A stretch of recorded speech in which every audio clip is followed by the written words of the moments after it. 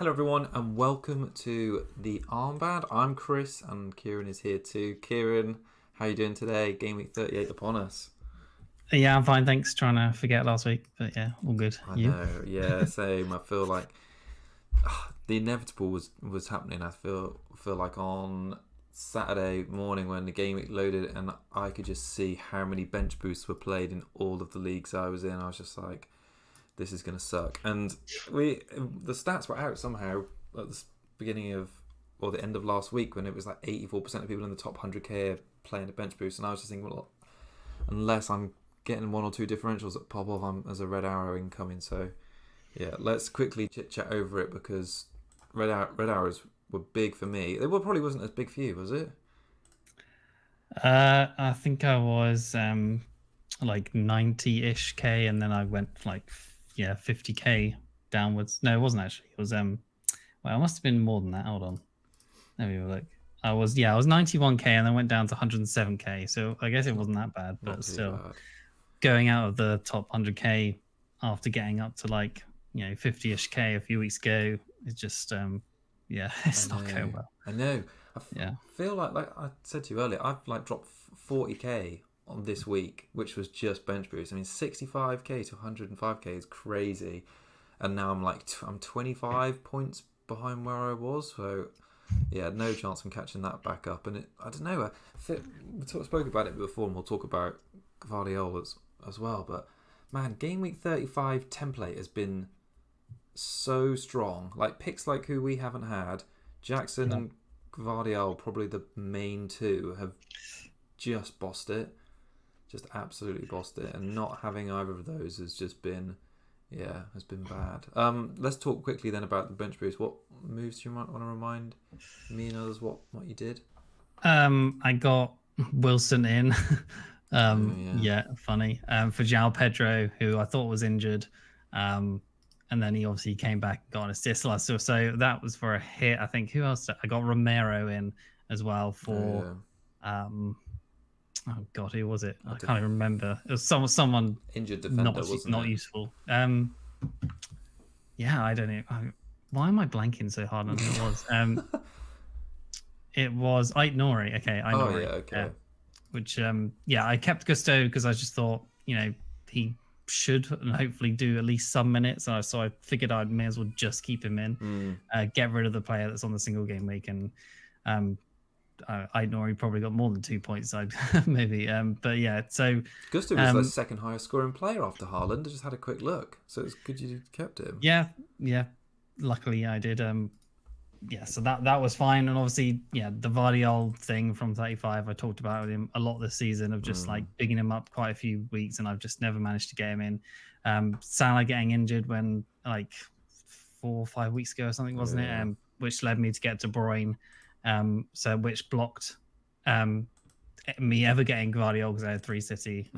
So I mean, De Bruyne's been fine, but at the same point, like he's not been Guardiola good. He's basically outscored everyone in the game over the last 6 weeks. Like his points have just been insane. He hasn't blanked in the last 6 weeks, and it's just like crazy scoring a brace and like White in 30 whatever it was 35 I think it was.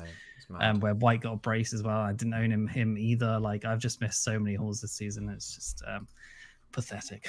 Since he came back in. So game week 34, he was basically out of the team for 4 game weeks running, and since he's come back, he's just been a beast, just been an absolute beast. So, sorry, not game week 34, I got that wrong. But since game week 33, he missed the game week against Crystal Palace. Yeah, he's just been so good, and to not have him during that time has just been a killer, really.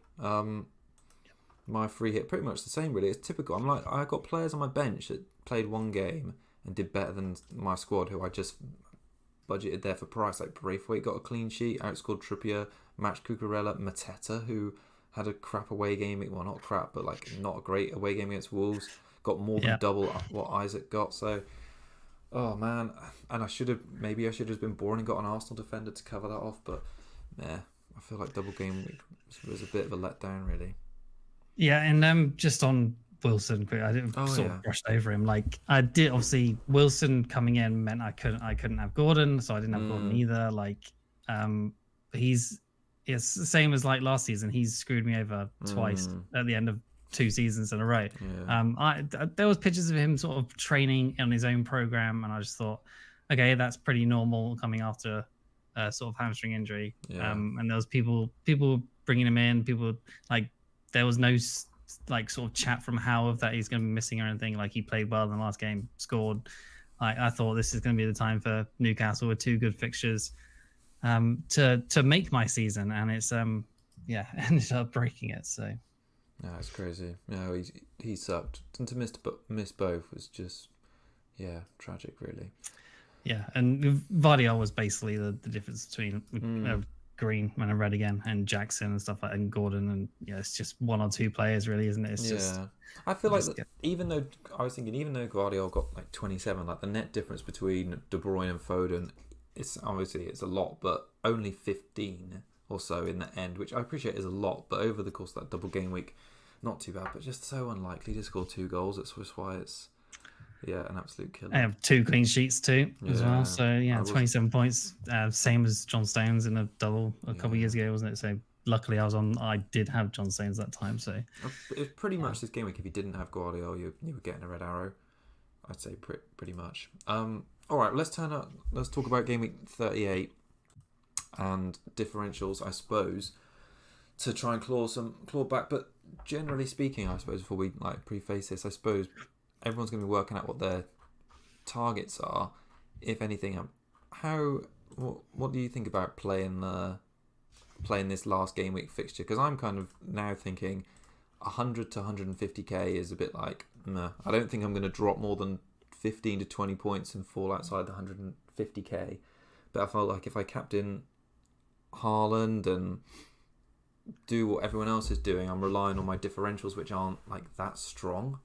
I don't know. I don't know. How do you see that? Or you're not really caring too much in the brackets? Yeah, for me, I'm just I think I may as well go for something. Like there's not much difference really from where I am to 150 to 100k, which is like whatever sort of thing. So, but Haaland obviously does seem like the standout captain, and most will go for him. His effective ownership will probably be around 150%. If you don't captain him, obviously more. I think Salah's a good option. I think even De Bruyne, maybe, like he said he was fine. He was talked to afterwards. Said it was just a kick. So, there's definitely options this week to go. And I've got stuff about Haaland later when we actually talk about captaincy. But there's reasons to go against him. Yeah. Okay. All right. Well, let's talk about some of the differentials. I'll start by talking about all mine are really like quite low owned, really big differentials. So bear with me on a couple of them. And I don't think either of us are even going to talk about Salah tonight in too much detail, are we? But no. Yeah, he could. Obviously, we'll have just a general chat about him. But yeah, worst defenses I thought would be good to look at to see who's like tuning out. So it's probably no surprise that between game week 35 and 37, the worst defenses, which is expected goals conceded on average, Burnley at the top, 2.9 on average per game. Wolves actually surprisingly have jumped up. They're now 2.3. They've obviously got an away game against Liverpool, which is going to be tricky. Burnley, I should have said, have got a home game against Forest. And then Sheffield United, Bournemouth, West Ham, all tied, and expected goals conceded on average over the last 3 games of 2.1. So Sheffield United obviously home to Tottenham, which I think is going to be an open game. Bournemouth away against Chelsea. Bournemouth surprised me as well because they've been reasonably tight away from home this season, but they kind of have had a couple of bad games recently. And obviously West Ham away against Man City. So I'd say there's quite, of those teams who have got bad expected goals conceded, there's 4 good matchups there in Liverpool, Tottenham, Chelsea, Man City to choose assets from. So I think there's plenty of choice for differentials and alternate picks this week. So on Liverpool Wolves, I think the one that's sort of shown his hand recently is Gakpo as a good differential. So he's good in that he's a reasonably priced striker at 7.1.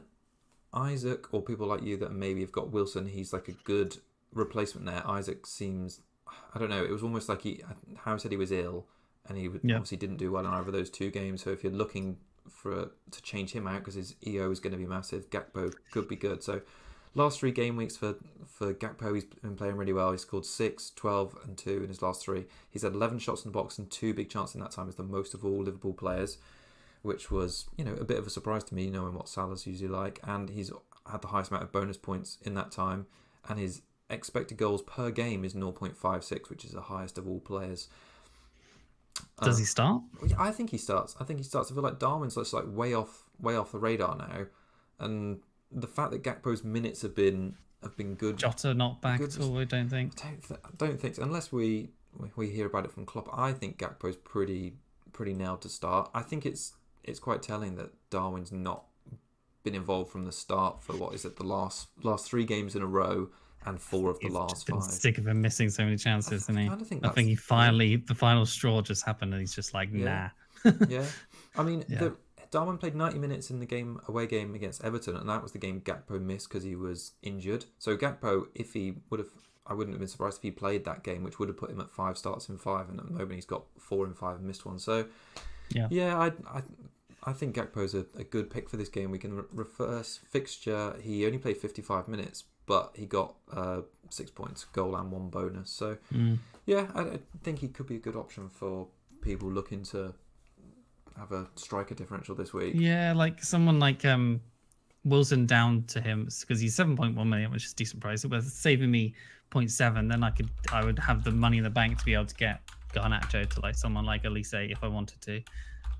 So that sort of kind of covers Salah, not really, but and that would help me to like not sell KDB, which I'd love selling KDB to get someone like Salah. It like go sideways massively. So I do like the idea of Gakpo, and I do have that slot for him because most of the time a Liverpool striker is sort of hard for us to put in, really, isn't it? Sometimes. So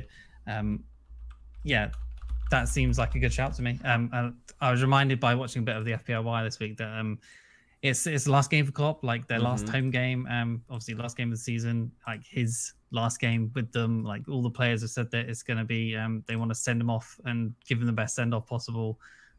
So there's probably going to be a party atmosphere. There's probably assumedly a lot of goals. Like Liverpool's, I think XG as a team has been like the highest other than City at the moment. So I think I saw a graph as well that's saying they're the highest like expected goals of the week as well in a matchup of like nearly over 3 or 3.5 goals or something. So that fixture looks like somewhere we should certainly be targeting. It looks plenty. I mean, I've had Trent in my team since game week 34, and he did good that you've got there. Yeah, but he's been so bad. He's got 1-1-0 and 1 in that time. They've conceded 7 goals in their last 3 games.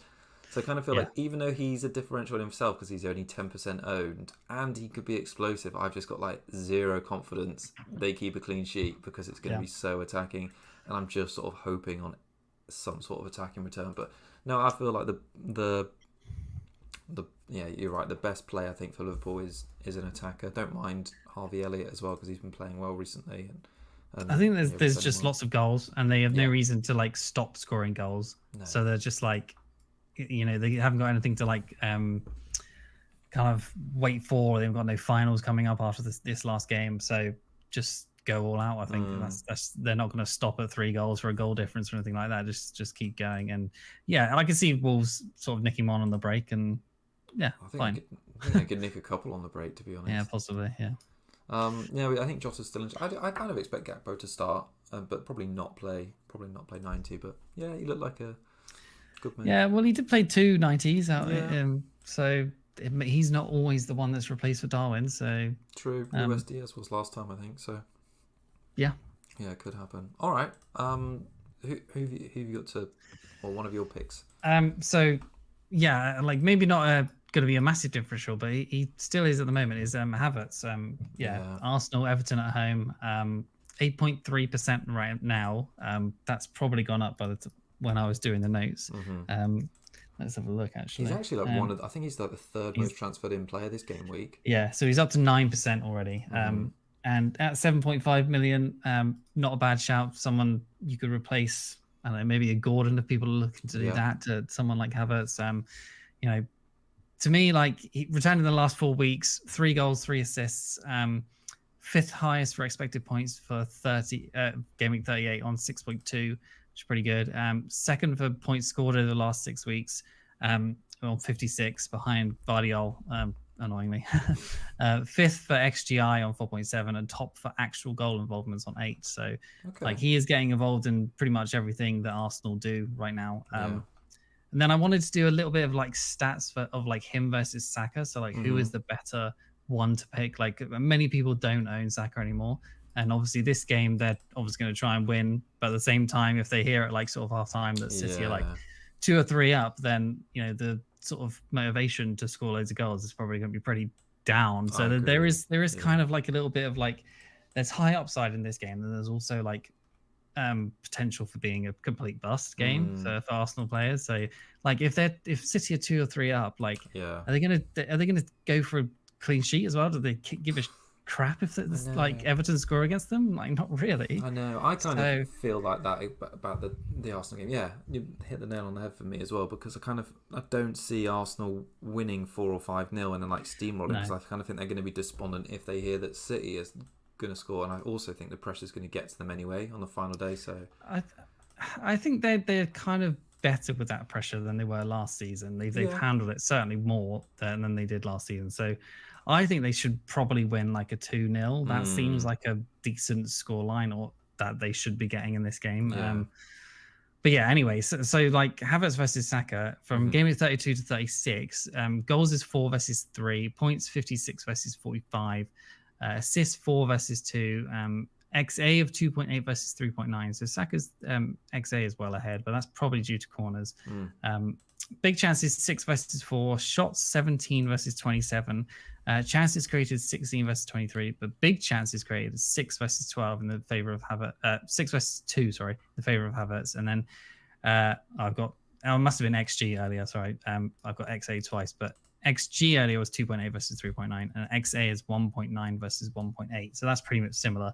The return fixture was not a 0-1 victory versus Everton. So yeah, that's maybe saying that there isn't going to be that many goals. Like away at Goodison, good victory. Everton's defense is better, certainly better at home.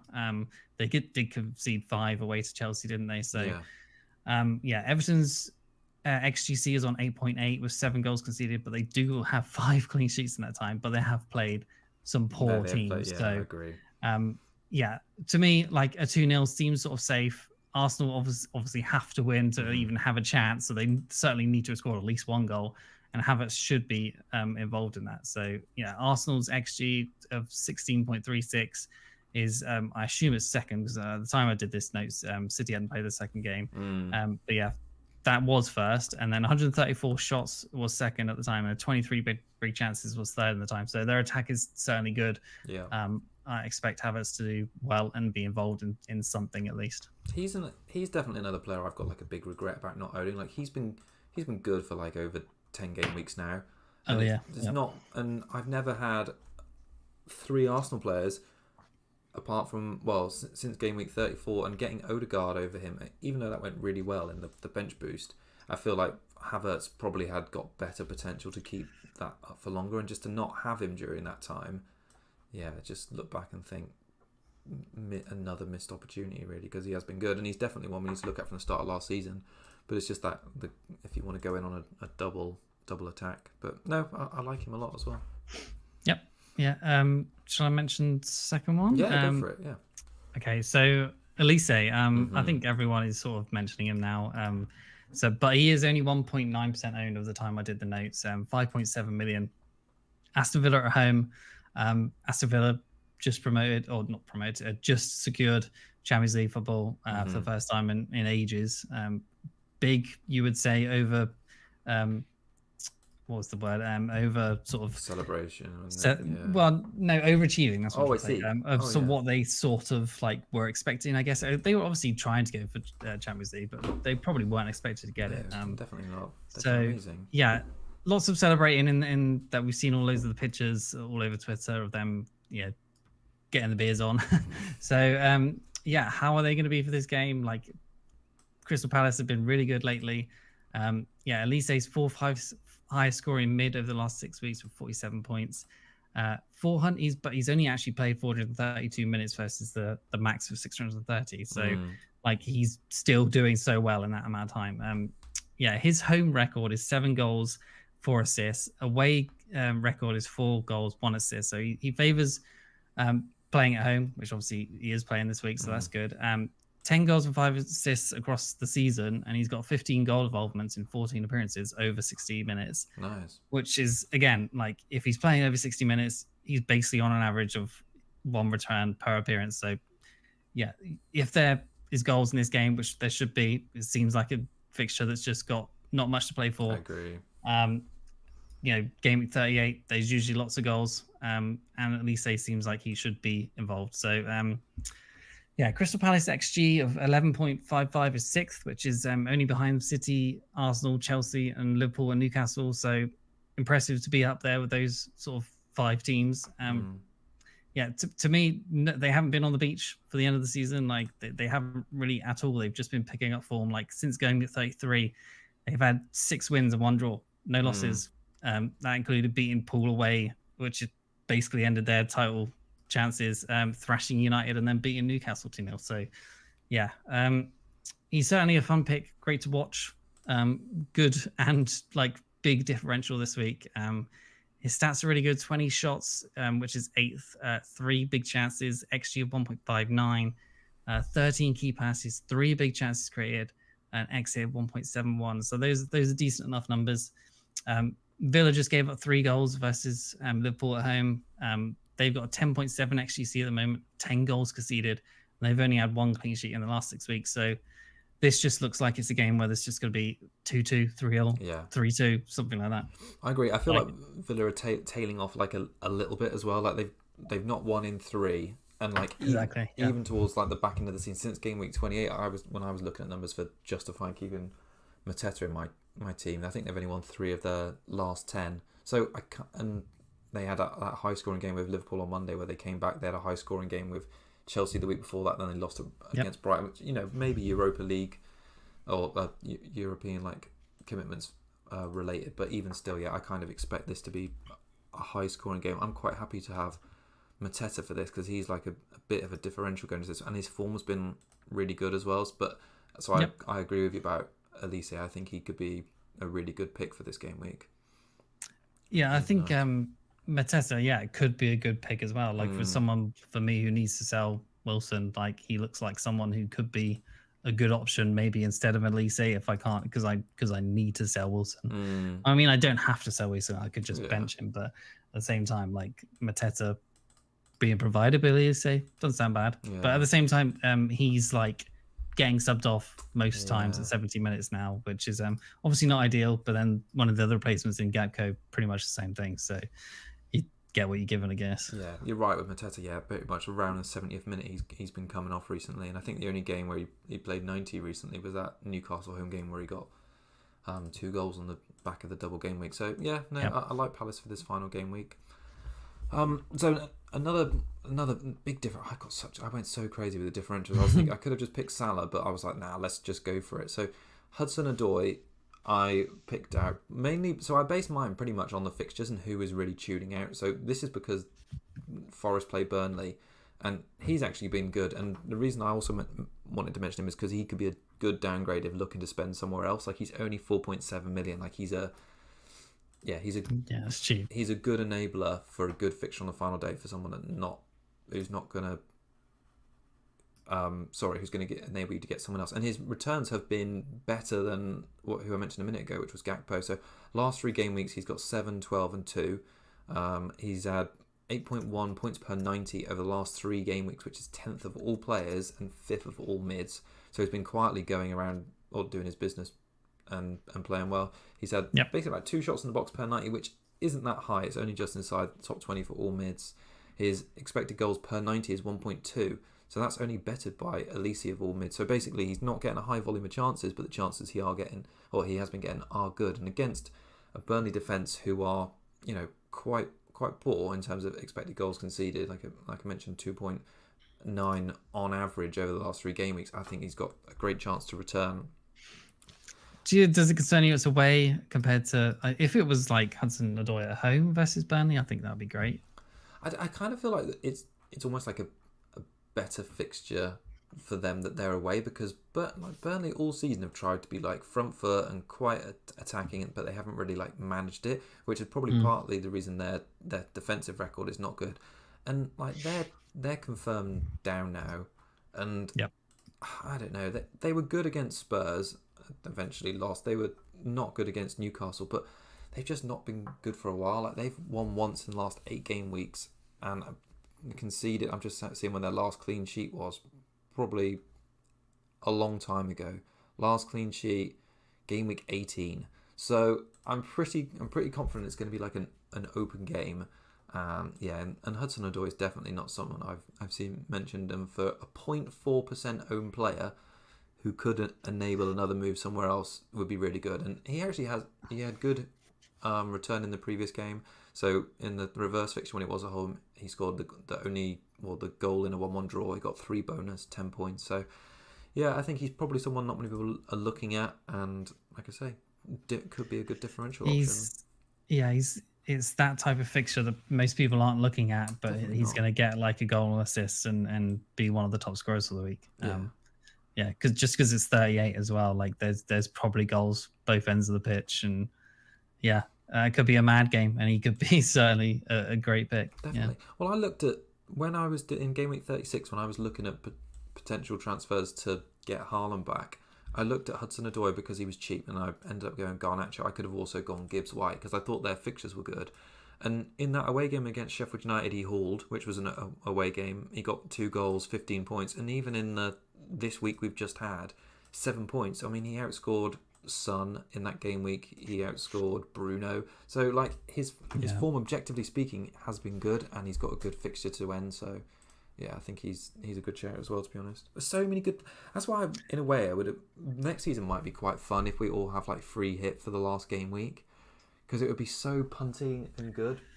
Is it like, I know you're bigging him up, but you're like never going to bring him in, are you? Like, I'm probably not in my team. No, you could get him for I don't know, Garnacho, someone. No, I'm probably not going to get him, to be honest. But he is. I think if like that's why I mentioned if I had like a free hit for this game week, and I would go super punty on it.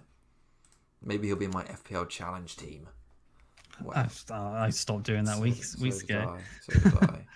Oh yeah, that's been a bit of a I don't know. miss, I guess. Like it's just I'd totally forgotten about it. Yeah. And the final day challenge, I just had a look at the final day challenge for it. Managers can only select a maximum of 1 player per club. I mean, I do that anyway, pretty much. That's like my thing. Yeah, fair. Kind of it's kind of just it's normal FPL. Yeah, right. All right. Who have you got to chit chat about?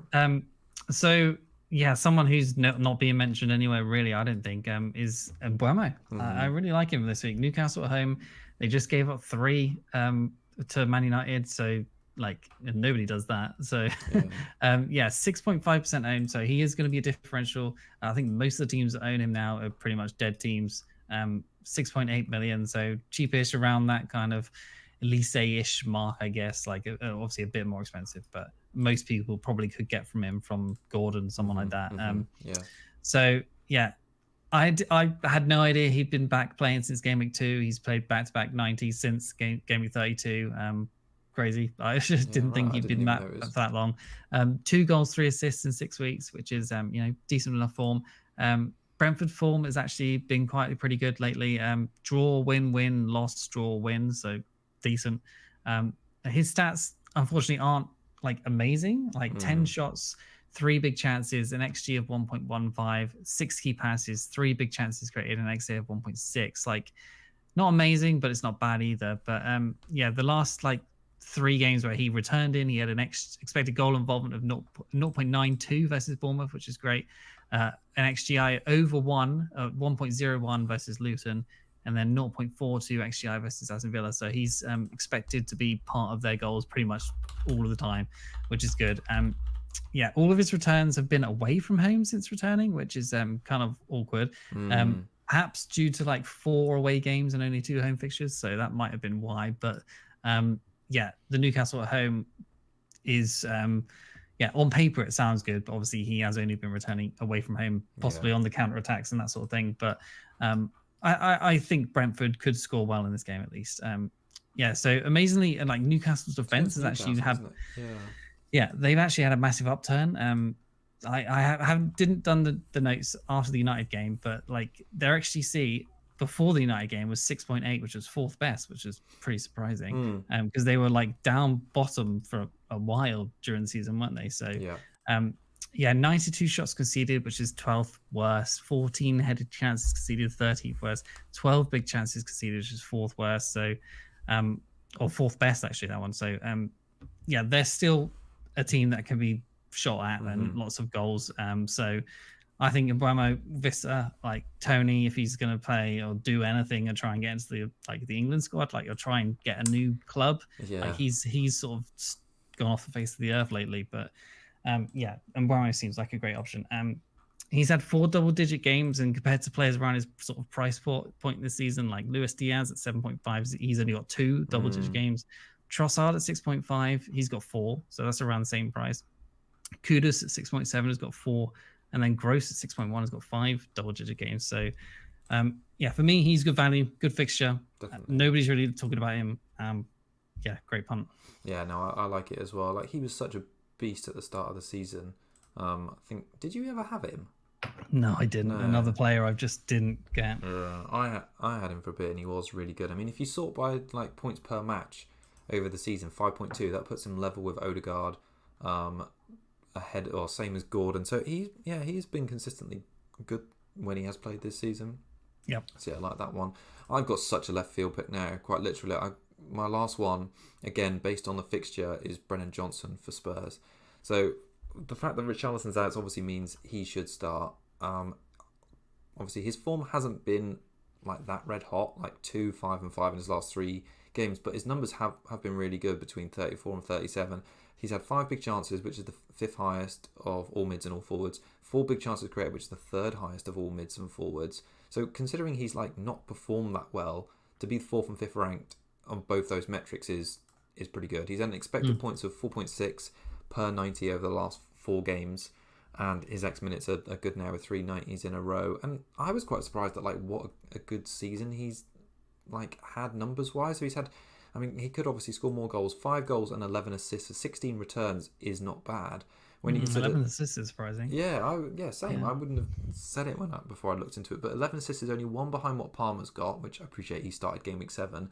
It's the same as Saka. Oh, sorry, 1 behind Palmer and Saka, and it's the same as what Salah's got this season. So, yeah, I think in this last game of the season, the Sheffield United game is a fixture I think that will suit him. Like, it's probably fair to say that he hasn't like adapted like that well to Spurs, and like maybe he's not been that reliable. But the fact that they've got a few players out, he looks quite nailed on now, and they've got that good game to fit and make. Well, probably the best game.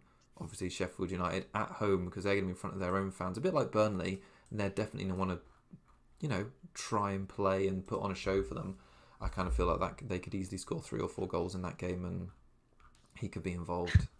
I don't think they look like scoring 3 or 4 goals in any game at the moment. What, Spurs don't? Yeah, not really. Think. They've just looked poor lately. Like Son has been so bad. So I don't know, but it is such a good fixture that you just like, if you've got Son or whatever, you certainly keep him. But yeah, Johnson could be fine. Like he is again like the same as all these other picks. Like he could be a great pick for this week. Like there's the potential with the matchup.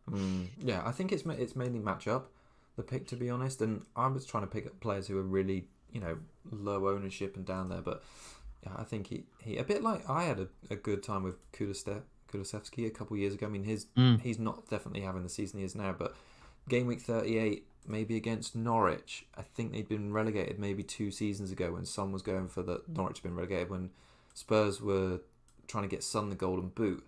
And I remember Kulusevski didn't have great ownership, and I got him in for that last game, and he got like 2 goals and assist, and he was such a good final day differential. So yeah, I think they can hit sometimes. He put up those goals instead of Son, because I think Son still got 2 he shared as well. it, didn't he? He shared the golden boot. I think he might have shared it with Salah. Yeah, I think so. I'll have Damn it, Kulu. I know, Norwich, Spurs. I'm gonna have to look it up. I'm pretty sure they scored like 4 goals or something. Yeah. 2022, I'm gonna guess it is. Yeah. Probably. Oh, they won 5-0. There you go. So Kulusevski got 2, Son got 2 and Kane got the other one. So Okay, fair enough. well done, Son. So yeah, Was that the season when Kane was out for a while? Because when did Son get? Was it with Kane that he got the golden boot? It was, yeah. And Kane was playing all the time. Yeah. Interesting. Yeah, fair enough. I wouldn't know unless I looked, but yeah, Son obviously did well. But yeah, Kulusevski was just like a good addition to that final game. Norwich were already relegated. They were playing at home. Kind of see some similarities to that, even though the team's wildly different. Yeah, if they were at home this week, it would be like, oh, this is great. Yeah, bring in all the Spurs. But the away game, like, a little bit less like enticing. Yeah. Okay. Shall we talk about captaincy? Yeah, let's talk about captaincy and then wrap up. Should we talk about our teams as well at the same time? Shall I bring up? Yeah, we can do yours and I'll have a look through it. Yeah, it's another tricky one because Haaland's so. It is the best fixture, isn't it? Like, it's not even like we're gambling a little bit on the fixtures. Like, West Ham have been diabolical. Yeah, so West Ham's XGC is 13.6 over the last 6 weeks, which is 17th worst. They're actually joint 18th with Luton, actually. And they're Man United and Tottenham are actually the 2 worst defenses behind them, are 19th and 20th on 13.7 and 13.8. So 13.6 is basically the same as those two. They're basically the worst defense. Okay, so that obviously signs for Haaland and City to do really well. His effective ownership, as I mentioned earlier, probably going to be around 150, if not higher. His form is 8, 10, 0, 5, 21, 2, and 13 over the last 6 weeks. So some big hauls and then some sort of just plodding along consistency. But I actually looked for his sort of returns this season. He's actually not had back-to-back hauls all season. So going off of 37. Okay. Like, he's not had No, he hasn't. Like, he's had like double-digit haul, and then he's got like a goal the next game, but he hasn't had a haul. Off of 37 or his 13 points, is he maybe likely to get 1 goal, 1 assist, something like that? Perhaps not a haul. From what we've seen this season, that is quite likely because it hasn't happened. So, his XG is 7.28 is first, which is by far ahead of second place. Isaac on 5.24. He has had a couple of penalties in there, but still, 9 goals scored, which is first as well. Next closest is Mateta on 7 of the last 6 weeks.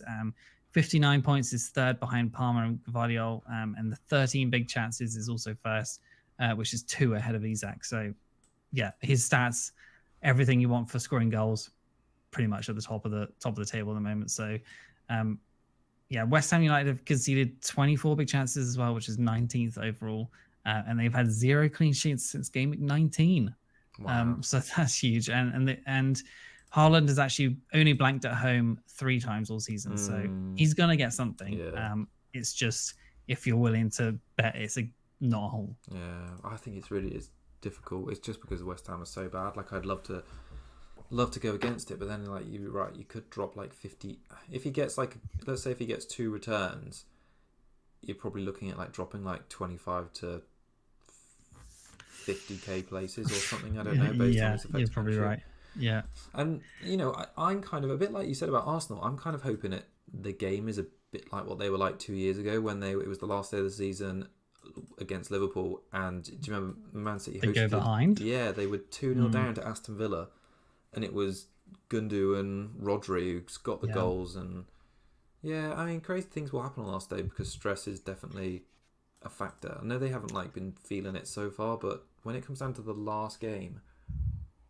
Yeah, if West Ham can make it interesting, that would be good. Yeah, that would be good for Arsenal and just the final day. The final day, yeah. I love the final day drama, so I'm hopeful that something happens. Yep, me too.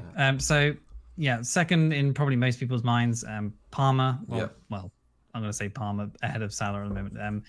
He's 51% owned now, and his EO is probably going to be over 100% as well, because I think a lot of people may just go there anyway. Because 520. Exactly, 526, 0, 2, 6, 8, 6, 8 over the last 6. So, consistent, but not really hauling apart from that one massive haul, which is, goes against his captaincy options, I suppose. But Chelsea's attack is seeming to finally sort of be gelling and producing good numbers. Yeah. Their XG is of 16.32, which is fourth, which is only behind Arsenal and Liverpool on 16.6. I think this was I did those notes. I did those notes today, so it's not behind the City's second game. 22 goals scored is second behind City, and 29 big chances is actually joint first for City. So yeah, the attack is starting to click for sure. And Nkunku has come back and has looked decent enough. So he came on from Mudryk, I think it was. So he played roughly about 60 minutes. I imagine he'll start this game. So that's probably a good thing. He's certainly better than Mudryk. So 5.21 XG is third of all players at the moment. 31 shots is first. So he's shooting all the time. Big chances seven, which is sixth. So I guess that's sort of normal because he's a little bit lower behind compared to like Jackson and stuff like that. 7.1 XGI, which is second of all players, and 6.2 expected points versus Bournemouth, with his fifth for game week 38. It's just like he is a great option. It's just if you really want to go there, like his numbers are all good. We all know this. Like it's just if you want to go against Haaland, like he's got a great fixture for it for sure. Definitely. Do we want to talk a bit about your team just before we touch on the final? Captaincy differential. There's talk about like Solanke wanting to get into the England squad. So I'm a little bit worried about the double up in defence I've got at the moment. I could put Romero in there over Gusto, but I feel like Gusto needs to start. I feel like Gusto needs to over Petrovic for sure. Really? Yeah, definitely. Because Gusto's better than Romero, and Onana seems to be getting loads of save points. Yeah, that could happen. I'd probably do that too if it was me. Yeah. And then I'll for sure play Porro over Romero. Just Porro's got the bigger upside. Gabriel at home to Everton, obviously no brainer to play him. Palmer, De Bruyne, Foden, Son, and Garnacho. De Bruyne should be fine. Like I could do a De Bruyne and a Wilson to someone like Salah and Mateta. That'll be a -4. Seems good on paper. That's 2 upside picks versus Wilson, who's probably not going to play, and De Bruyne, who is like fine, but that could go massively wrong. And then there's also the option of like Garnacho out and like Wilson out to like Elise and like Gapco. That could work. So then who would you bench?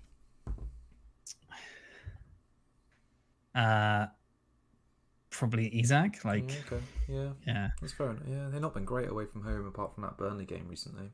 Yeah, so there's options for me. I don't think I'll be making any defensive transfers. I think De Bruyne is fine. I'd love Salah, but I think De Bruyne is going to be a decent differential. Probably could score similarly to Salah this week. So I think I'm probably just going to have to stick with De Bruyne.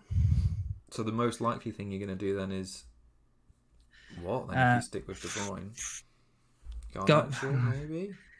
I can't just do Garnacho to Elise. I don't have the funds, which is super annoying. So it would have to involve a hit of Wilson out. Right. So Gatco in seems like fine, and then it's Elise. Maybe even just go Mateta and Elise, but probably not. Gatco seems decent. We should get leaks because like all of the teams are playing at the exact same time, so we should get leaks of most players. Gatco isn't one that many people own or will want to know about, so maybe we wait for him. But that's what I'm thinking. I know that's quite I think because a lot of it relies on De Bruyne, it's difficult to sort of plan your moves. I think it seems fair. On to my team. I think I'm probably gonna be a sheep, Kieran, and because neither of us have owned Gvardiol, I'm going to use this week to get him and to stop him scoring points. Are you really? Yeah. Okay. So no. Defensive transfer on week 38. Well, I think my front seven look alright for this game week. Like Saka's going to play. True. Foden, Son, Mateta I like. Isak fine. So I don't really, and there's no one who I'm a bit like FOMO of. Maybe I'm Liverpool game, but then I've got Trent. So he's not optimum, but he's alright. I think Trent will be good this week. Yeah. So he'll concede, but he'll do something. I hope so. Anyway, eight Nori's going to go. for no other reason than he's more expensive than the other two, and I'm going to get Gvardiol and just hope he continues his rock solid form. But yeah, I don't know. I look at the team, and the team looks okay for this game week. Really, don't really want to. I'm not. It's funny though, because a bit like we've mentioned throughout, I've got going to have a lot of players playing for Arsenal and City, and I just think both games are going to be super cagey, and I'm not like expecting hauls. Whereas what we've talked about, like I'm expecting big goals in games like Burnley and Forest and Chelsea Bournemouth. I think is going to be pretty goaly, and I think Crystal Palace Villa is going to be high scoring, and Liverpool Wolves. And I don't know, I just feel like I've got a lot of players from the teams going for the title, and I think those games are going to be low scoring, so it'd be stupid to sell them. I don't see the City one being low scoring personally, but yeah, maybe it will.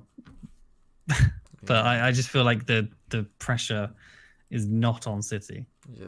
Well, maybe it is. Like they both need to win, don't they? Yeah. Just can't imagine. Anyway, so no, I'm looking forward to the final day, to be honest, because I kind of feel like I'm ready for the season to end now. Yeah. And what about the final differential captain then? Oh, I'll give the notes back up. Yeah, it was Salah. So yeah, we've not really talked about him, but 23% owned at the moment. I suspect that's going to go up to maybe close to 30-ish, I guess. His EO I expect to be around about 40 to 60%. So his differential captain in probably the best fixture of the week with the most expected goals of the week. And so I think if you're chasing, that seems like the absolute no-brainer to do if you can. He did look off it against Villa. Like he had a 0.06 XG, which is obviously awful. A 0.19 XGI against Villa, not great. His recent form of 8-2-1, 2-1, 13-2. And I think the 13 was kind of fortunate because he had a few just passes out of kind of like midfield to Elliott, who scored a screamer and stuff like that. So the assists weren't amazing. But last chance to captain Mo Salah in FPL, possibly. Is he going to stay or go? We don't really know yet, but that could be a draw. Wolves XGC, as you said, 15th for the last 6 weeks with 13 conceded, or 13.0, sorry, which puts them 15th. And then Liverpool's XG is 16.6, which is second of all teams. So it looks like there should be goals to Liverpool for sure. We can only assume there's going to be a few goals. Will Mo be involved? Assuredly, he should be. When most seem to doubt him is when he shows up with that 13-point brace, 13-point haul, and then like I could see a couple penalties. He's probably going to get 2 penalties in this game, something like that. I could see him coming away with a haul for sure. Expected points of 7.5 is only second behind Haaland as well. It's just like most teams are probably going to struggle to get him. That's the only thing. Yeah. Like if you're willing to sell De Bruyne, hit, which I don't think I am. But other than that, like how do you get to him really? It's difficult. Some people might want to sell Bruno to him, but I feel like that's maybe risky too. But I think for the upside, you obviously would chase him. But I think he's great if you can get there. Yeah, he will probably be for a hit for basically every single team that can do it. I don't think there's any other way you could really get him at the moment other than for a hit, unless you got 2 free transfers. Yeah, no, I think most people would have got their money loaded up in like Son and Foden, Haaland. So I imagine he's difficult to get to. Yeah, man. The more you just talking about Liverpool there, I just had a quick look at Isak's away form. Blanked against United, scored 7 points against Burnley, then blanked away against Palace and Liverpool. Newcastle haven't been like that great away from home. I'm just thinking maybe I could get Gakpo for Isak.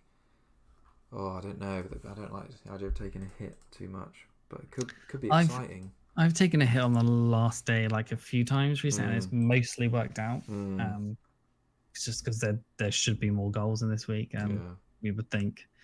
So I don't think taking one hit like -8, like no chance. Don't ever do that. No. But a -4, I don't think you should have to be that scared of this week. No, fair. All right, cool. Should we wrap it up there? Yeah, I think so. All right. Well, thanks everyone for joining us. We might do a final game week wrap up. If not, we'll be back in the summer to talk the new season, I suppose. Blimey. Yeah, I think we should do a wrap up. We'll do a wrap up. and chit chat. All right. Thanks everyone for joining us. Have a great final game week, and we'll see you next week, I suppose. Yep. Cheers all.